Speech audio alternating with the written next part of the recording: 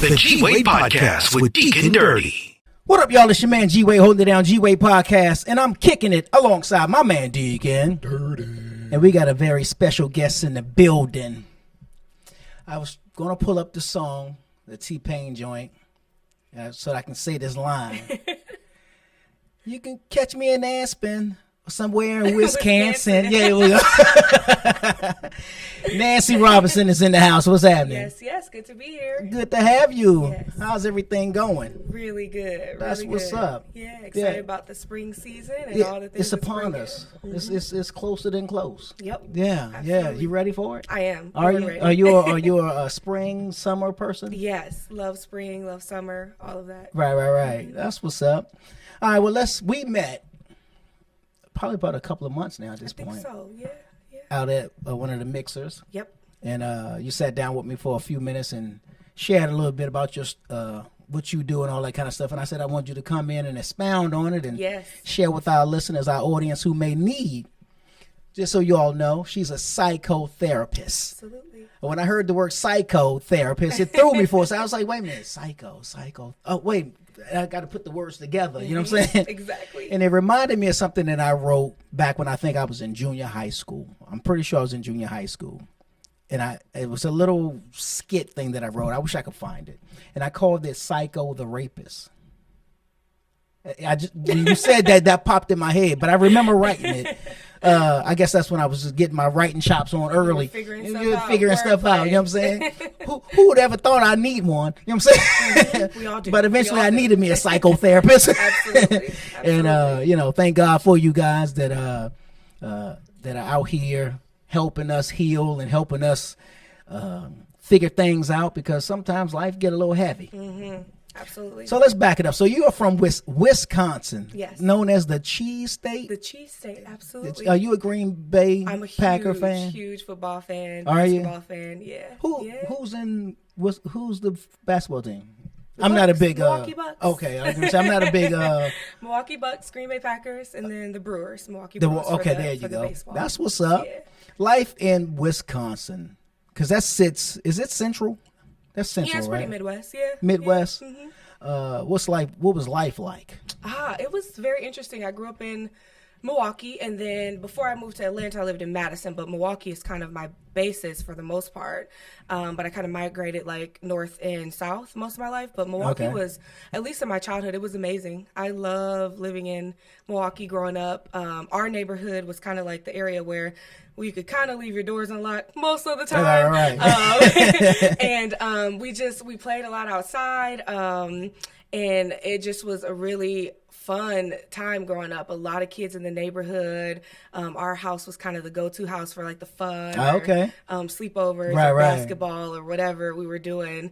So I had a really good childhood. Very thankful. Yeah, okay. Yeah. You got siblings? I do. I'm the baby of 5. Baby of 5. Yes. Okay, yes. That's what's up. And what are they in the same field? Because sometimes families follow the same. Yeah, path. no. So the common thread, I think, they singers. You know what I'm saying? They're all famous. Right. No, I think the common thread is sports. We all kind of played a little bit of sports, so basketball, things like that. But they're all in different kind of career paths. So I'm the only psychotherapist in the family, immediate family. Were you the go-to to talk to? Is that what made this? How this came about? I'm the baby, so no. I feel like ask Nancy. No, I'm not the go-to in that sense. But definitely was babied and well protected. So yeah. Okay. All right, that's what's up.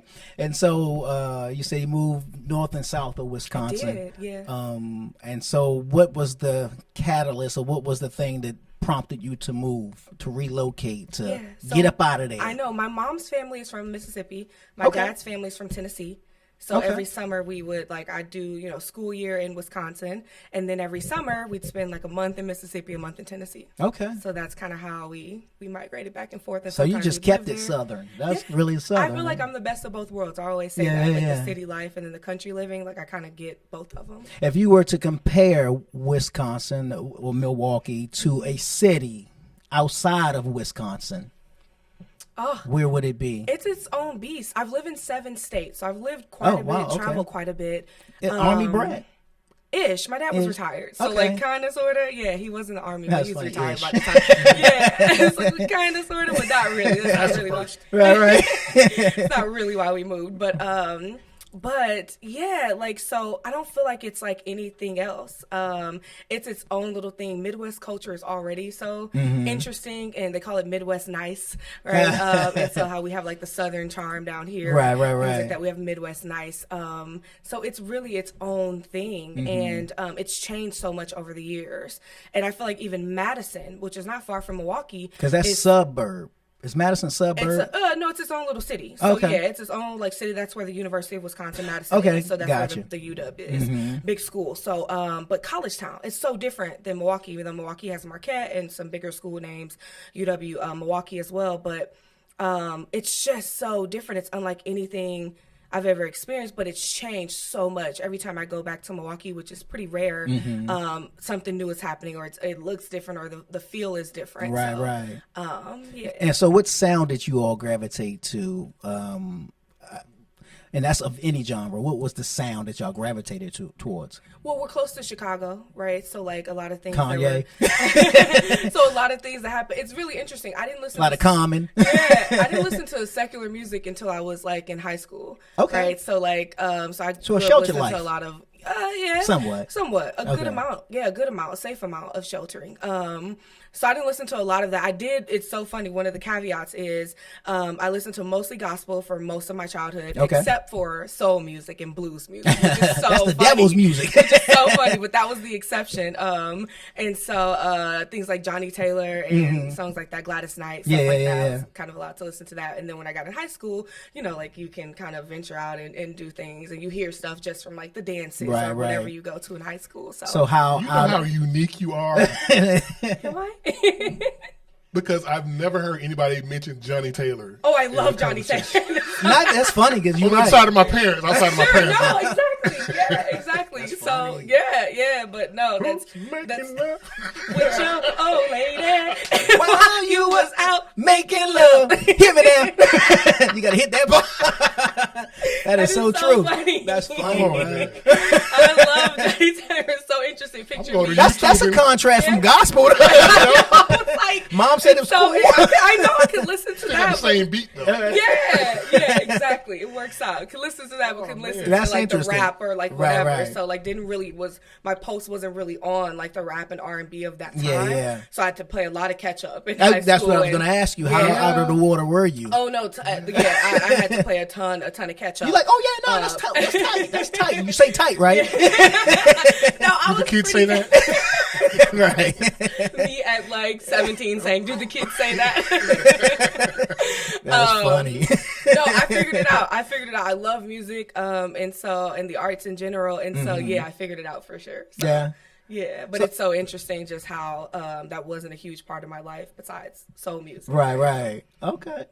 And so, but somewhere along the line, this wanting to help people out kicked in at some point. I mean, what was it?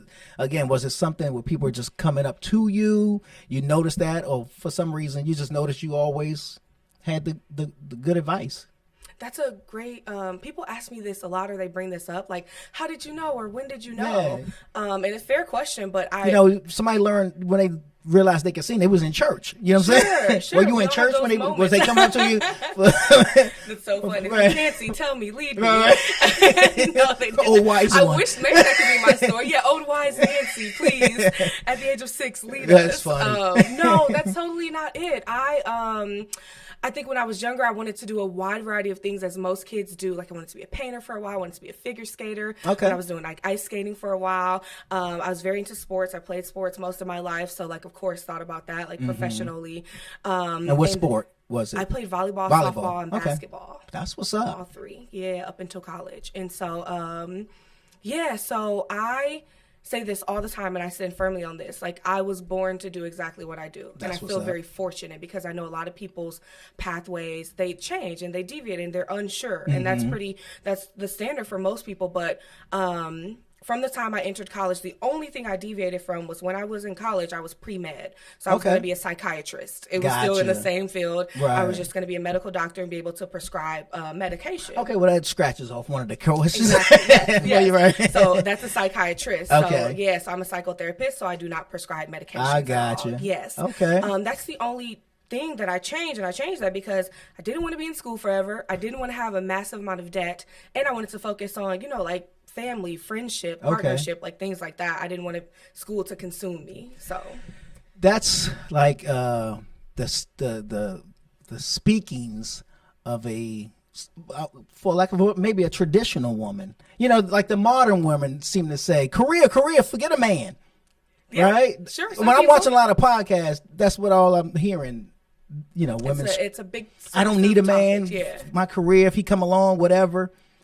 Yeah. But you're like, well, I'm a, deviate this a little bit so that I can still focus on the family. Yeah, I think you can have both. And I think, so I stand firmly on people can decide the pathway that they want. Like, for instance, like psychology and therapy, that was always my pathway, right? And I'm just from the school of thought that I can have it all. So I truly believe anything I want, I can have. That's what's up. And I preach that to my clients, right? Whether it's coaching clients or therapy clients, I truly live by that, a life of abundance. I can have all the things. That's so if I want the partnership, and then also I love baking, I love cooking, I love doing things like that, I can do all of that. Oh, you're going to get them. I can do all of that. And I really believe that people can. You find people that gel with what you desire in your lifestyle, and then you lean towards that. But I don't think you have to deviate, or give up. And I think you can do both balance. You know what? And you had to look like you want to say it. Like are all women like this in Wisconsin? Are you ready to move? He said, tell me where I need to be. Or wise one. Yes, let me lead you. Namaste. What you want to do? You know what I'm saying? Right. But no, that's interesting because again, I'm more podcast than I am music these days, and I'm driving, just listening to different podcasts. Whatever I'm doing, there's a podcast going on, and when I hear these conversations, and I know a lot of it is just the narrative. And I use the example of, the cartoon. I know you remember the Chicken Little. The sky is falling. And all you have to do is say it, and everybody will start believing it. So once you start saying something, if enough people say it, people start going with it. But I know that there's somebody, and there are other people who cut through that with, no, you can do both. You can. They don't have to be just one way. But the one way sounds the loudest. Yeah, exactly. But, if I can be a career woman. I can bring home the bacon fried up in the pan. And what's the other part? Something. Never let him forget he's the man. You know what I'm saying? Because I'm a woman. Okay, I remember that commercial like it was yesterday. So, no, I like that. And, I think if more women, or if we heard more women saying this, fellas, where we at? Right here, D? Don't get at me. Don't get at me, dog. You know what I'm saying? But I think if more women were saying this, because I think a lot of times when we're hearing it, it's come with a whole lot of attitude, and so it rubs us like a cheese grate, and dudes is like, see, that's what I'm saying, you know what I mean? But I think if women would articulate it like this, where guys are like, oh no, that makes sense. Yeah, of course, yeah, why wouldn't she want to yada yada yada? More men would fall back, and more women would have to say, I don't need a man, you know what I'm saying? Because you can do both. You can do both. Also, we need people. So you need companionship in general. And I think, too, it's about where we're hearing things from. Because even I think the narrative of, like, masculinity and things like that, men hear things from certain lenses. Like you said, the crowd. So, like, hearing that, like, a career woman is bad, men will gravitate towards that and take that as their stance. When really, if you hear with listening ears, which is a lot of things that I teach people how to really hear behind what someone is saying, then I think you can hear clarity, which is like, oh, no, this is a normal thing for a person to provide for themselves until they meet a partner who can help. Right? So, like, what were they supposed to do? Just be homeless in the street waiting? Where's my prince, my king? Or vice versa, right? A man doing the same thing. No, like, focus on being a happy, healthy human. First. I think that's a good way to live. Call me crazy. But I think that's a good way to live. Well, listen here, crazy. Right? So, No, I agree with you 100. You said until the person comes along. I've been having this conversation recently. I'm kind of deviating at this point, just a little bit, but it kind of plays in. Do you believe in soulmates? So that's such an interesting word. So I read. It's more of a church word than any. So I don't believe in soulmates, but here's why. So 2 reasons. One is years ago I read that if we go back and kind of look up what soulmate was, I don't remember what year and where it was from, but y'all can Google this. But like the idea of a soulmate was kind of made out of like masculinity. So back in the day when women weren't seen as valuable, the men were seen as having soulmates that were actually other men. You can go Google this. So that's where that word. So I learned about this. I never believed in. So I learned about this. So just that's out there, right? Like, so I'll share my opinion on it. But that's like interesting. The idea that like people thought that, your soulmate was an equivalent. So back then, if women in society were considered less than, she couldn't possibly be your soulmate, right? Another man would be your soulmate. I don't know where they took that storyline and what happened with that, but that was one of the theories. Wow. So when I learned about that, I was like, that's kind of weird. Like, okay, cool. But I didn't understand where it was going. But the idea of like that there is. So I do believe that there is like one person that's like divinely put on this earth for me. That's like my greatest match. Not my perfect match, but like a really, really good match. But I also believe there's like several other people that I can have a perfectly happy, healthy, fun, passionate life with. Wait a minute, is this polyamorous? What are we talking about? It's not. Oh, okay. I'm very monogamous, right? But I work with a lot of people who are in the polygamy. Yeah. Right? She's from Wisconsin. She said Wisconsin. but no, like, and again, it's whatever partnership works for you. Like, I'm very pro whatever works for you. I like that. I like that. But I really do. I don't believe in the terms of soulmate, but I do believe that there is the best possible partner out there in the world for me. Okay. And then I do believe there are several, like a bunch of other There's partners. a path to him. That's more realistic right there. I think so. Like, I think those partners, you can have a totally amazing life, amazing relationship with, and be just fine. Right. But I'm a hopeless romantic. I'm cheesy, and so I do believe there's this Well, one person. Pun intended. Yes. Good catch. But I do believe that like there is this one person that's like my person, and I like to have that. Again, I'm very hopeful. I'm very into a life of abundance and like the best possible, and I do believe that. But there's lots of other people that my path might line up with them, and I'm like, oh no, this is good. This is nice. So. Yeah, it's almost in a sense on the road too. Yeah. And sometimes you stay there for a long time. You take a pit stop over here. They don't make it bad. Right, absolutely. And then maybe you hang out there for 10, 20, 15 years, whatever, 5 minutes, whatever you got to do. Whatever it takes. And then you keep moving towards Whatever like hopefully your path. Hopefully your path is leading you towards, wherever you need to be. No, that's good. Yeah. That's good. I like that because then we on the same. Sure. Yeah. Because see, we can talk to you. That's she gets it. Yeah, she gets it. That's so funny. You know what I mean? Because that's exactly what my conversations have been. It's like I don't get that there's a person clearly because there's someone for everyone. Sure. It really just depends on how you are and how you managing your life to get there. Absolutely. But there's that person. You know what I mean? But like you said, you may pit stop and. There's a date here, there's a marriage there, and then there's a situation there, and then, there he is. There you are. Yeah. There you are. Right, yeah. One of my favorite quotes ever that I've had on one of my social media pages for the longest, it's, and then my soul saw you and said, oh, there you are. And that's how I felt. Like when I meet my person, my soul's going to be like, oh, there you are. That's pretty dope. I love that quote. Hey, write that down, dude. I love it though. That's a T-shirt. That's a bar. A bar, right? A bar. Thank you, bars. We do it all in Wisconsin. That's a bar. We do it all in Wisconsin. Yes. Throw it on the I shirt. gotta get you some T-shirts. Right? I want to go in. I'm saying. But Let me know. I love that, and I so live by that. And when I'm like coaching people, especially because I do relationship coaching, and so when I'm coaching people on those things, I remind them of that. Like your body will tell you a lot. I'm very like holistic. I'm very body centered. So when you're dealing or interacting with people, places, and things, what is your body saying? Your body's going to tell you oftentimes before our brain will tell us. So my soul will tell me, oh, this is good. This feels right. This feels nice. Whether it's again for 5 minutes or 5 days or 5 years, but for right now, it feels nice. Like it's just a weekend. You got to know this, right? Longer, but, just a weekend in the woods. Hey, it happens. So you're a licensed marriage and family therapist. Yes, I am. LMFT. LMF. Okay. Yes. I'll get duh. I get it now, right. With substance use specialty. Absolutely. Now, substance use specialty, what is that exactly? So the idea, so they changed a bunch of stuff in our diagnostic manual, so it's just a technical way of saying people who are struggling with addictions of different types. So it's more of a euphemism. Is that the word where you make it less? Like they'll say he passed instead of he died. Oh, you know what I mean? Well, yeah. I guess it's more even now. Just like our Bible is the diagnostic manual, right? Okay. So it's just more of like a technical term. This is what it's called now. Okay, gotcha. Because people have substance use disorders of varying types. But like it's people who are struggling with different types of addictions. Okay. Yeah. Now, let me ask you this. Now we've talked.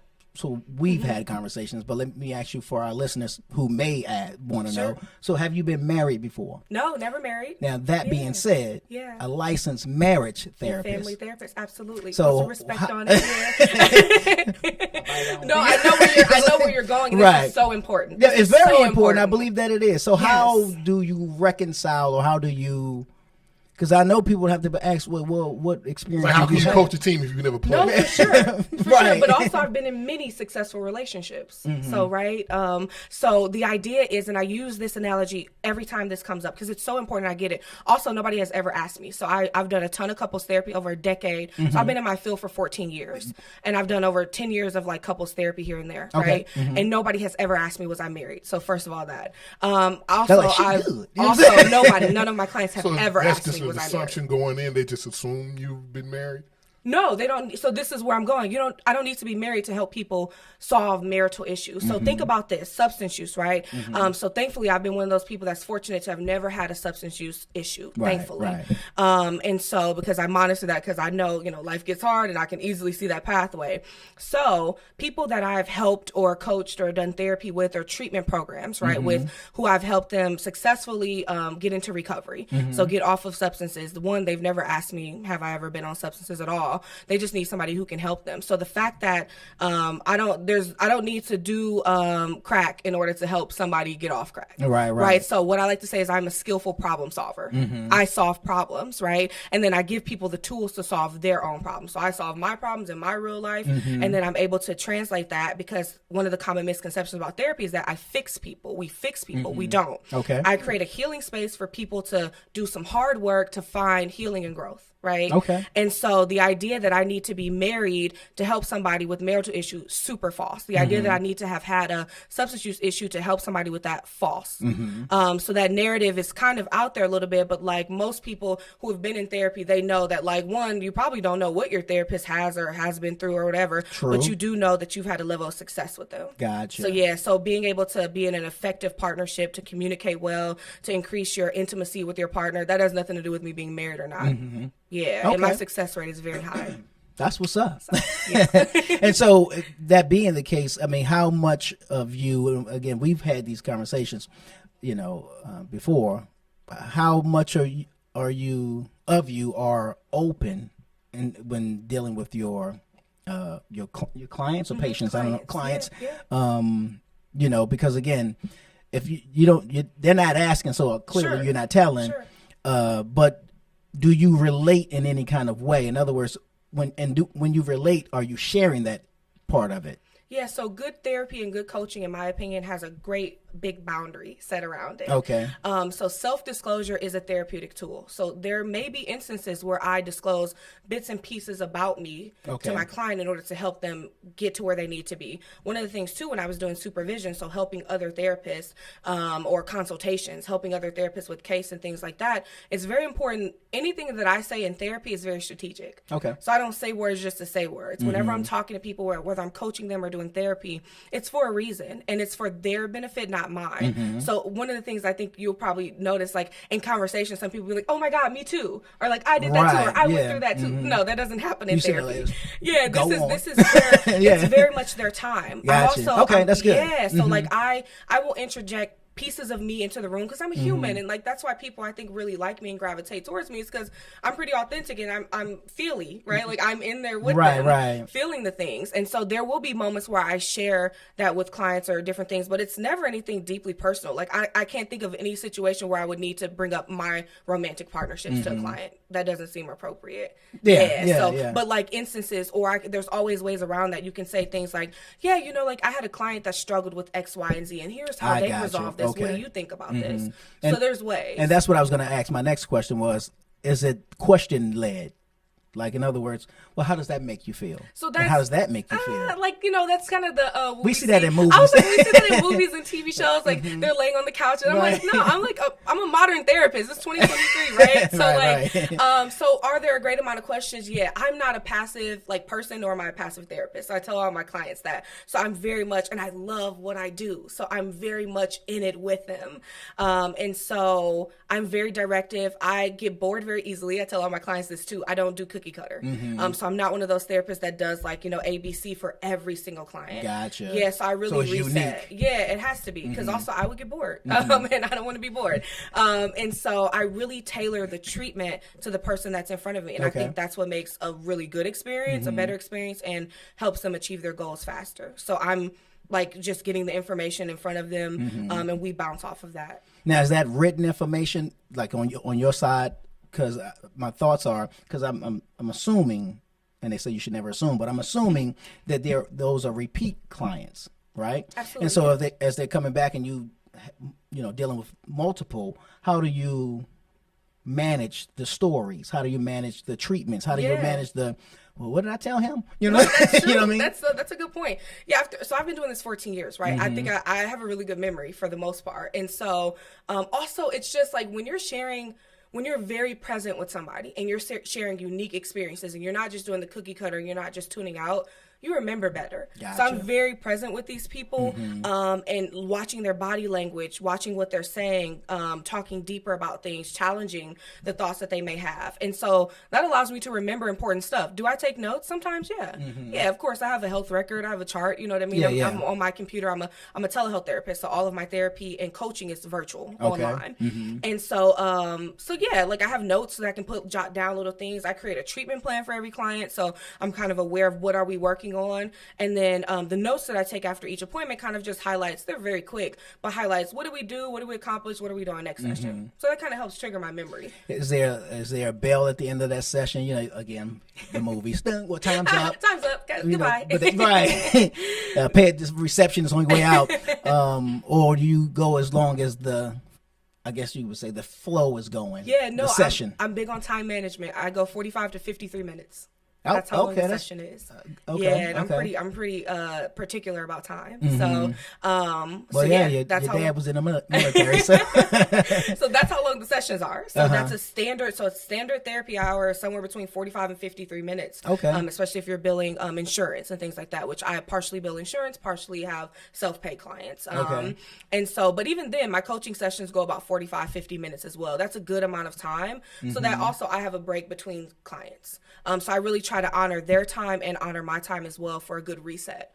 Yeah, and it works out. So yeah, and then they see me usually once a week, but I have some clients that might see me 2 or 3 times a week if they're in a crisis, or in crisis doesn't have to mean their world is ending. Crisis could just mean they're really trying to problem solve something and they want some extra attention. Gotcha. Yeah. And I was going to ask this question, so glad you brought that up. Crisis. Are there after hours, and again, you talking somebody down? Sure. Is there a time where you have to? Okay, this is not 4 p.m. like we normally schedule. Do you deal with them outside of that? So the good thing about being in private practice, so I own the business, right? So I can decide like when I work and when I don't work. I try to keep really particular hours because I'm not my work. Work is a very important part for me, but I love to live. Like I always say, this is funding the dream, which is the dream to be around people, social, traveling, having fun, right? So, but I really, really love what I do too. And because I love it so much, I have to have protected time. So when I typically, I'll work like Monday through Thursday-ish, give or take. And I'm usually done by 5, but I only really work like 5 or 6 hours a day. And so when I'm done, I'm done. And I let clients know that. And so I have crisis numbers listed on my website. Clients know to call 911 if things get really tough. But also think about it, as a private practice owner, I get to vet clients. So I get to kind of like, when clients reach out to me, most of them are reaching out for X, Y, or Z, something within my scope of practice. And so it's nothing too difficult. But I tell clients, one thing I always say, please email me. I'm very responsive via email. So if clients are in crisis, they will reach out to me. And if I have a moment to like get on a phone call that doesn't disrupt my life and also where they're safe, because I care about their safety, but there's only so much I can do. I'm very clear that I'm not a crisis. Because you're maintaining the boundaries as well. Yeah, I'm not a crisis center. You know, so I'm very clear about that with clients. I care about them deeply when we're face to face and when we're working. But outside of that, there's only so much I can do.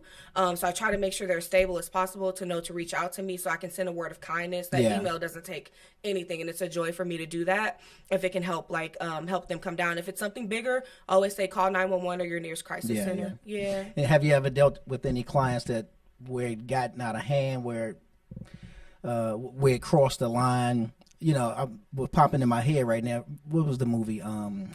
Bruce Willis, I See Dead People. There you go. Where the dude showed up at his house, home, or office or whatever. Sure. You know, where it's something where the person crossed the line because, you know, maybe they felt like you didn't give them enough attention, or maybe the attention you gave them the wrong signal. You know what I mean? Yeah, no, thankfully I've been in business 4 years for my practice, and I haven't had any of those issues. Virtually kind of delays a lot of that, which is really good. I don't have to kind of deal with that being in person. But also I feel very skillful in managing crisis. That's work that I did for several years when I was in office or working for like other companies or things like that. And so thankfully that's not come up. Where, knock on wood, it won't ever come up. But I do have like protocols. I think it's important to have protocols and practices and consult with other people in case something should, but I'm pretty well protected like between the screen. And so I'm very thankful about that. But yeah, no, it hasn't come up. And I think a lot of my clients see that I actually care about them and I want them to get better, whatever better looks like for them. So they're pretty cool. They're pretty good. Yeah. Okay. Yeah. How do you set up goals and are there homework assignments? Yeah, I do homework on a as needed basis. Again, not cookie cutter. So I love the idea that we meet for maybe once a week, right, for 50 minutes or so. What happens after that is where the magic is. And so you have to be doing because they have the to be work. out there in the Exactly. world. Yeah. You're living your life, so putting these skills into practice. So one of the important questions I ask a lot of my clients very often is, how do you want to be different after today? Okay. So after a session, Good question. what are you going to how are you going to do something different based on what we talked about or based on what you're problem solving? And sure, I will send them home with homework occasionally. I love resources, so I have a wide network of resources and handouts. I love visual aids. And so if there's something we talk about or an article I pop across, even like TikTok videos or something that's relevant, I'll shoot it to them in the middle of the week or something. And sometimes I do send them home with explicit to-do assignments, whether it's a task we worked on or trying to skill with their partner or something they need to do at work to manage their stress or their anger. Anything that's practical and reasonable, because that's the work that has to continue. Now, how do you judge the success? You know, like, sixth grade teacher, the student will graduate, make it to 12th grade, go to college, come back to the school, and like, you were such a great teacher. Like, how do you judge your success with the patient, with the client? They judge their success level. So So because I can't determine that. So when we're first meeting, they'll set goals and things that they want to accomplish in therapy. And periodically, pretty frequently, I will check in and say, hey, let's review. It's treatment plan review, treatment plan updates. Let's review our treatment plan. Let's see if we've done what we said we were going to do. Right. And also that's a good reminder for both of us to go back and say, oh, we didn't talk about your dad or whatever. Let's talk about your dad next session or something like that. So it's a good reminder. So they will judge it. And I always say therapy doesn't last forever. Therapy is a resource and a tool that people can use in moments of need. And sometimes that's long term. Sometimes it's every week for a year. Sometimes it's every week for 3 months or whatever. So they really get to determine. I give them a lot of power and autonomy over their care, over their treatment. I'm here. I plan on working for a while. So I got the time. Book a session. Right. Is there an age range or age limit that you work with? Now in my practice, it's 18 plus. Yeah, I used to work with kids, and I loved working. I love middle schoolers. Middle schoolers are a beast, and I really loved working with that population, middle school and high school. I worked in an alternative school system here in Atlanta for a little while as their therapist. And that's a whole beast. But in practice, there's a lot of paperwork, and there's a lot of managing different things, and also being virtual. For the younger kids, it's kind of difficult sometimes. Not impossible, because I did that for a while, but it's a little difficult. And I just really enjoy adults. I work with clinicians and couples. So anybody 18 plus, no cap on that at all. Gotcha. Now, here's I'm sure a big question that people will want to know: who does the therapist go to see? Who is there a therapist for the therapist? There should be. If your therapist does not have a therapist, run. That's good. Yeah, no, I think that's a T-shirt. Yes, another T-shirt. Yeah, we about to get rich. But seriously, I promise you, I need 80% of whatever y'all make. But I call it the grand therapist, right? So it's my client's grand therapist. Okay. And so I do have a therapist. Gotcha. And I see my therapist. And how high up the rung or ladder does that go? Because there's your therapist. There's a lot of dumping. Yeah, and then my grand therapist, right. therapist. Yeah, you know what I mean? It's so important because, again, like, who do we run to, right? And so that's very important. I like to practice what I preach. And so all of these things that I'm taking in, also, one of the things I say to my clients is that I am a container. I want my clients to come to the container and to leave things. So that means they leave things with me in this container, and we'll look at it next time you come back. And so where does the container go? Right? So I dump my things somewhere else. Yeah. So it's a really beautiful balance, and it's a sustainable way, because I plan on doing this a very long time. Yeah. So. It's reminding me of the movie The Green Mile with Michael Duncan Clark. He had this unique gift. It's set back in the 50s or something like that, back in the, but he had this very unique gift where he can take somebody's trauma or whatever it was and relieve them from it, in a sense, heal them from it. But it's in a kind of spiritual kind of way that he would do it. And then he would have to release it to the, like, into the universe or to the atmosphere, and otherwise, because he would get sick from it. Right. So that's why when you said you have a way of dealing with it, because you take on their stuff, absolutely. but where do you put it? You know what I mean? Absolutely. And I just have really good boundaries too. I love this work, and so between client sessions, I do like a little ritual to reset. Usually it's like a stretch, or I'll go for a walk, or I'll do some sort of affirmation, because I want to. Oh, so that's your decompress right there. So okay. But I do that throughout the day, because I want to reset for the next client too. Like, let's say I had a very heavy session at 10 a.m. and then my 11 a.m. is telling me about something joyful that they experienced, or they tried something new with their husband and it worked, right? I can't be sad, like, still from the last, right? Right. Right. And plus, I want to give people my my best, and so it's very important for me to do that. So those are ways. I have a really active and healthy social life, which helps rejuvenate me. And then, of course, I have my therapist. So when things get really hard, or if I need to talk about something, but after so many years of doing it, I feel really balanced, and I have a really good system that I don't get burnt out. I don't get like super tired of this work. You said you stress, or you stretch, or you go for a walk or whatever. And I think one of your other big stress relievers is board games. I love board games. I love board games. If y'all like board games, reach out to me. Recommend some board games. But that's a huge hobby. I'm big on finding joy, and this is what I coach clients on as well. Where is your joy each week? And so what are you doing that is refilling your cup and refilling your tank daily, but also weekly? And so board games is a really big hobby of mine. Love them. So fun. Great for the brain. That's good. That's good stuff. Yep. Wow. I mean, we've talked, but I don't think I got all of this before. Yeah. What is the therapy den? That's what I wanted to know. Therapy Den is just a directory. So it's just you can go there, and then you're able to list. So me as a therapist, I'm listed on Therapy Den. It's a directory so that people can find therapists. It's a few different types out there as well, but that's just one of them that I like, because it's a little bit more affirming for people who are in different communities or different lifestyles. They just have different filters for that. So. And speaking of different lifestyles, again, we've had this conversation. How do you separate yourself, or how do you not? It's like a news reporter. They have to report the news. They just talked about a triple murder of 3 kids. I'm sitting here thinking of the same thing. You know what I mean? Talking. Yeah, you know what I'm saying. Like, how do you not get emotionally involved in the client? Yeah, as they're telling you their story. I know it's difficult. I'm a human, and I'm an empath, right? This is what makes me really good at what I do. I feel things very deeply. I say to my friends all the time, I don't know how to feel nothing. I feel everything, right? And but within I've learned how to manage that, right? So that I'm not too high, not too low, but I feel everything. And so I'm very present with the people, but separation, this is not my life. This is what I teach my people to do too. Like when you're going through life, their fire can't be your fire. So my client's fire is not my fire at all. I got you. And so I'm very present. I'm very caring. I'm very empathic. I'm very like loving towards them when I'm with them. But like when I shut that computer down after 50 minutes, that's it. Right. No, that's It got to be just like that. I'm sorry. Interesting. You say that, their fire is not your fire. My saying is your bad day is not my bad day, and my bad day is not your bad day. So I don't have to feel what you feel. I get a choice. Yeah. I get a choice. We all get a choice. And so again, I'm very present and very focused and very in it with people while I'm with them. And then when they go away, it goes away. Yeah. Wow.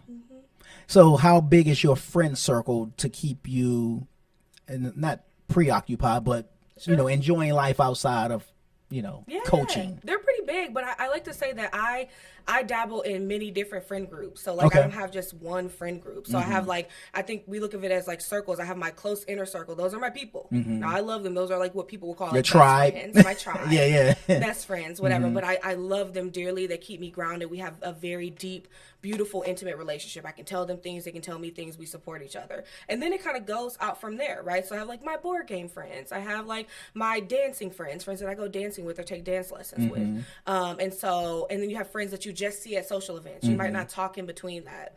And I think it's very important to categorize people and know who's in your corner and who supports you, and also know who is just like a fun, casual friend. There's nothing wrong. Everybody doesn't have to be your best friend or your closest confidant.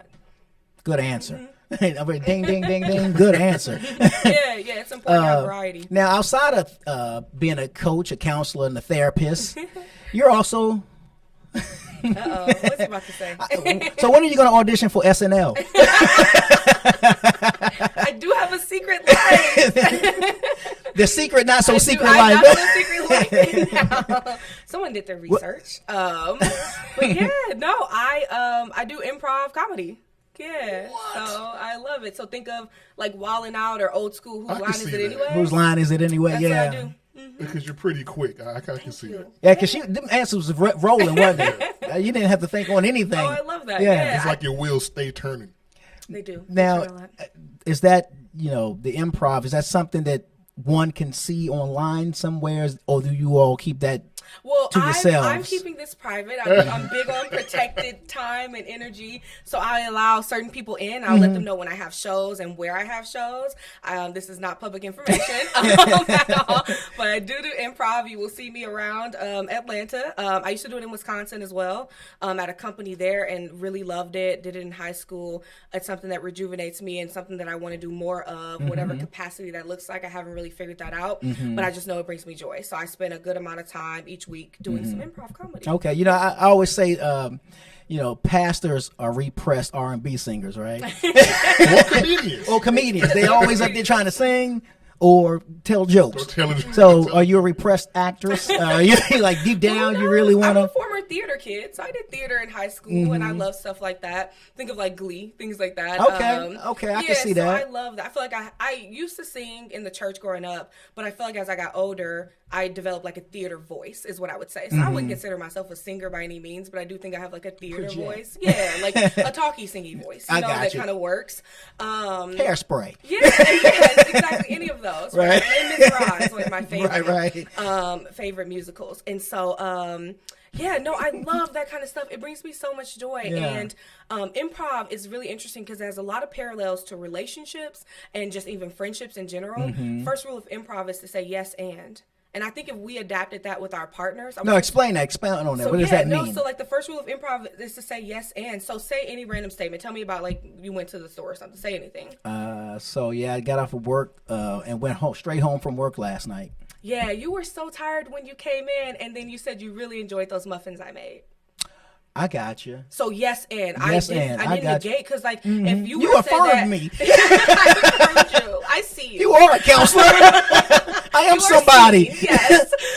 It's so is funny. funny. Yeah, but like that. But if you were to say that, I'd be like, no, that sucks. You didn't do that last night. You were over here. You'd be like, whoa, like okay, aggressive much? My bad. Yeah. So yes, and so you want to say That's yes good. to your scene partner, and you want to add something. Add of something value. to it. Exactly. So think about that in terms of relationships. When I'm doing relationship coaching, like I abide by that as well. It's an improv thing, but it's a life thing, right? Of Yes, like, I hear you. Well, That kind of works if you're a co-defendant too. it does, yes.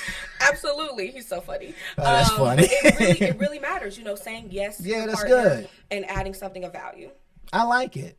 Yeah. Okay, So that's improv what's is up. dope. It's a great joy. It helps with anybody who's struggling with anxiety or public speaking skills. Okay. So highly recommend looking out for just fun things in your community that you can do. No, that's good. Well, so if people wanted to find out more about your counseling therapy sessions and how to get in contact with you, is there a direct, or do they go through the therapy den, or what's the process? Direct is always best. Yeah, Okay. Go to my website, www.itiswellpsychotherapy.com, and then on social media platforms. So what is that? Facebook, Instagram, TikTok. It is at It Is Well Psychotherapy. So the name of my company name is my name username as well. Okay.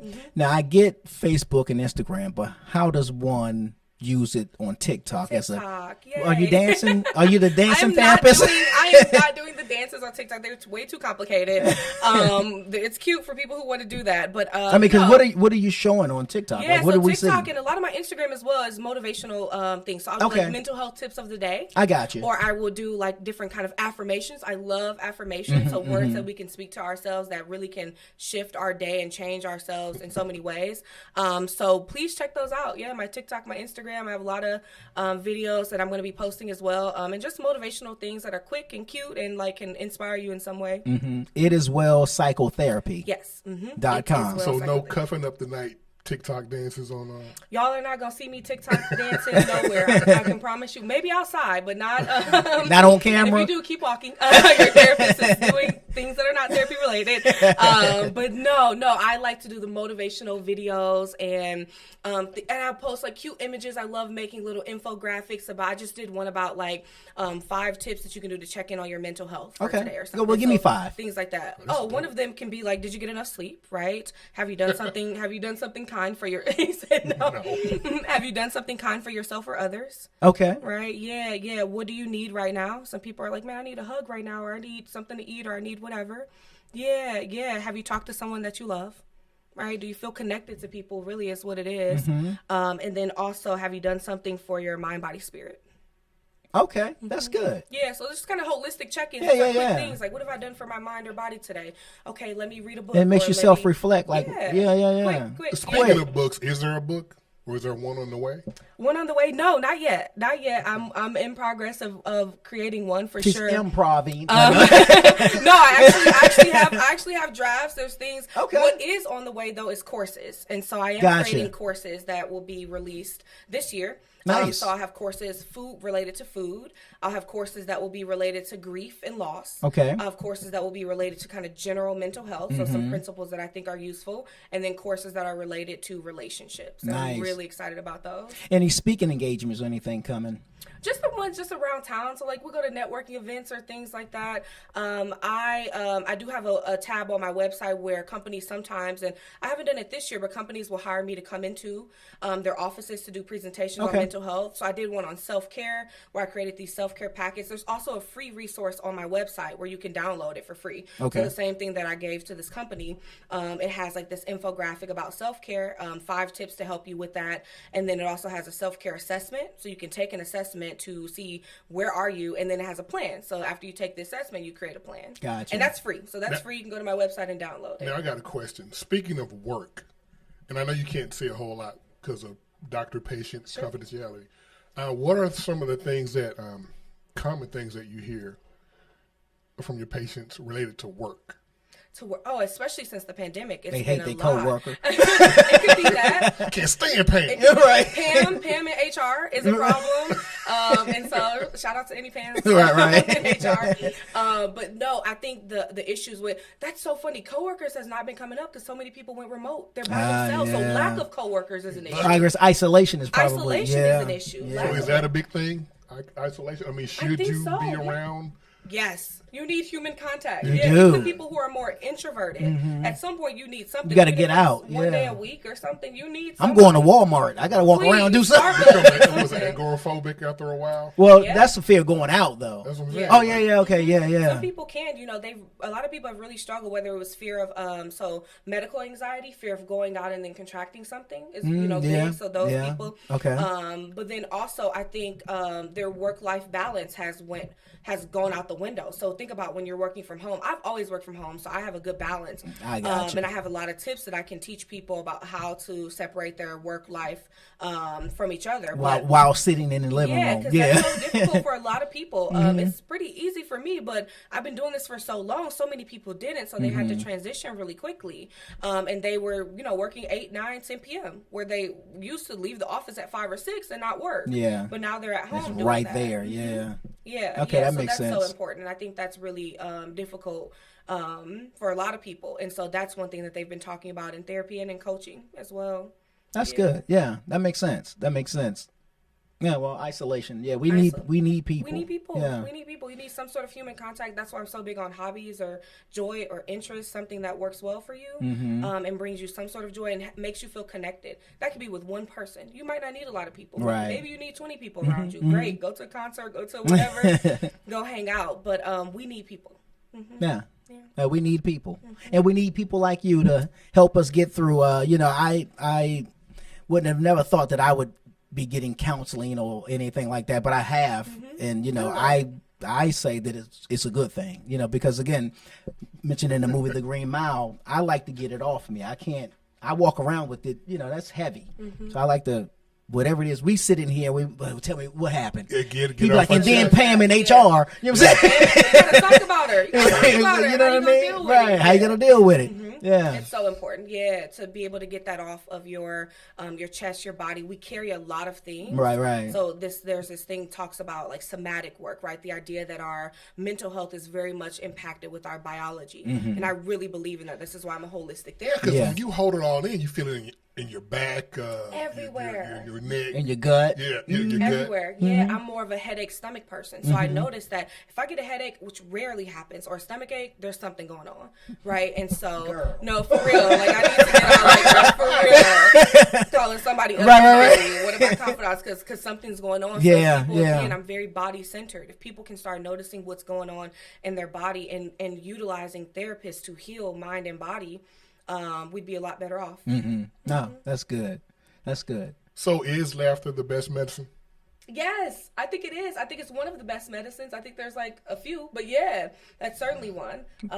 Laughter, I laugh a lot. I laugh a lot in therapy, right? So They're like, ma'am, that wasn't funny, ma'am. right, but we utilize that. There's a It's difference. like funny to me. You know what I'm saying? Right. There's a difference between using it as a way to like distract and not look at your problems, and Yeah.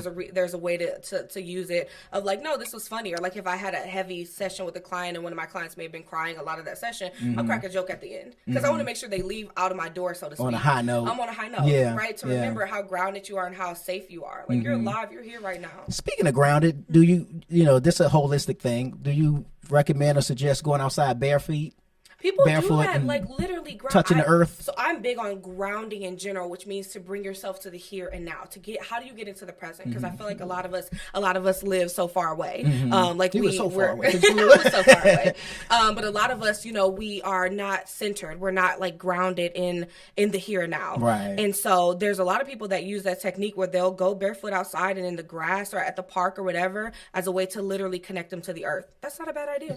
Hug a tree. Hug a tree. Hug I it, love yeah, trees. that's So you fair. can hug a tree if you wanted to. Save the trees. Right. But no, I think that's a great technique. It's Yeah, one of many yeah, that yeah. can get you whatever you can do to feel connected to like your surroundings and the people. Do it. I like going to the beach. There's Yes. something about being by the water. By being by the water, yeah. Yeah. Takes it all away. Absolutely. I'm very a water-centered person as well. And that always makes me feel safe. It makes me feel connected. It makes me feel like my problems aren't as big because like you see the water and you're like, whoa, there's things bigger than me. This thing is strong, Yeah. right? And so water can do so much. It can cleanse you, but it can also drown you, right? So it's so powerful. Yeah. So I love being Water's by nicey. Exactly. Right. Both of them.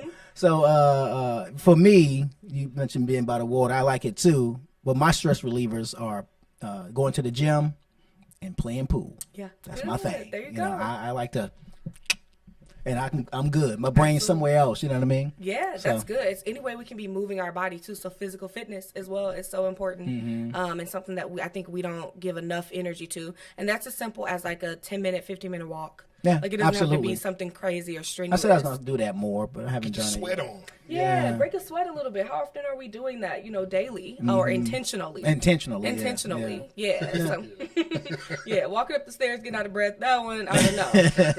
But like, do it twice. Yeah, do it 2 or 3 times, right. and then we can talk. But I think that's equally as important. And then, of course, back to those hobbies and interests, like shooting pool is always really good. Right. That's what's up. So one more again, how can people find you? www.itiswellpsychotherapy.com, and then on social media you can find me looking up Nancy Robinson. It is Well Psychotherapy on all of the platforms. That is what's up. Well, Nancy Robinson, it certainly was a pleasure having you here, sharing with us, our listeners, our viewers, about what you do, and of just giving us little tips to help us along the way each day, because that's something that I think can get lost. You know what I mean? You're so busy on the hamster wheel in the rat race that you don't take the time to get grounded. Exactly. And so that's very important, people. Get grounded. Yes, absolutely. Yeah. Get grounded, see a therapist. Yeah. That's another t-shirt. That's another. Get grounded, see a therapist. Yeah. Dropping jewels on us. Hey, make sure we hit the mark so we get we sitting on top of a gold mine. Don't even know. That is what's up. Well, yeah, so I'd love to have you come back, periodically, just to kind of update us, to help us get regrounded and all that kind of stuff. You might be our resident I would love therapist. Yes, mental health tips at WadeWorksStudios. You know what I'm saying? Yeah, let's do it. That's what's up. It's your man G-Wade holding it down, G-Wade Podcast, and I'm kicking it alongside with my man Deacon. Dirty. Y'all know what it is. Hey, what's up, y'all? It's your boy G-Wade holding it down, and I want to thank you all for tuning into this episode of the G-Wade Podcast. Now be sure to subscribe to this channel. Click that notification bell to stay up on all the latest videos and content that we post. And we just appreciate everything. Oh, and don't forget to follow us on Facebook and Instagram at G-Wade Podcast. Till then.